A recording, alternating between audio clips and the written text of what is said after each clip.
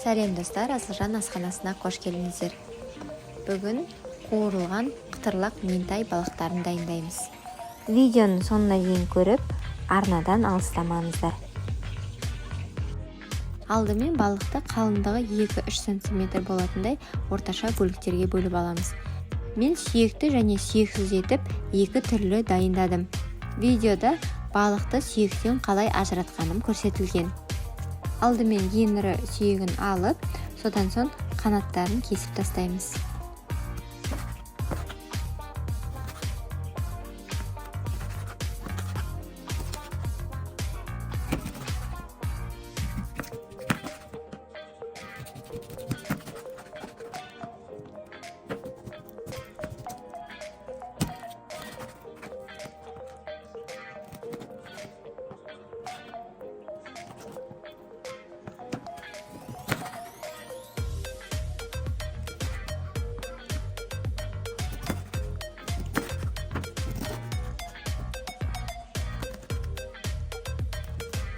Енді балыққа дәміне қарай тұз, бұрыш қосып, 10 минутқа маринадтап қоямыз.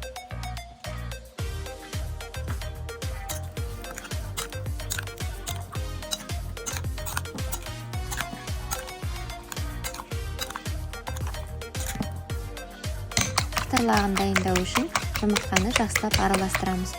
Жұмыртқаның орнына суды қолдансаңыз да болады. Содан соң ұнның 1/3 бөлігін балыққа салып, жақсылап араластырамыз. Ұн толықтай балықты жабуы тиіс.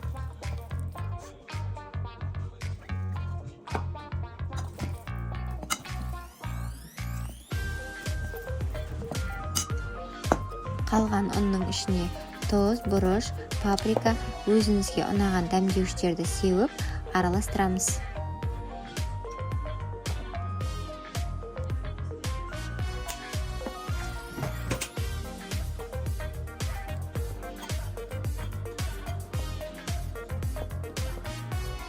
Енді қызып тұрған майға алдымен балықты жұмыртқаға немесе суға, содан соң ұнға салып, 2-3 рет қайталасаңыз да болады, немесе мен сияқты 1 рет қайталап, бірден майға қуырсаңыз болады.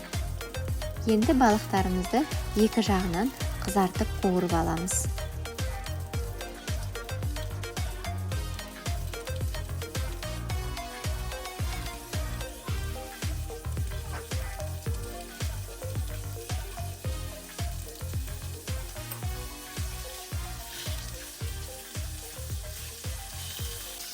Қытырлақ балық дайындау сіз ойлағаннан әлде қайда оңай, әрі жеңіл, әрі өте дәмді болып шығады.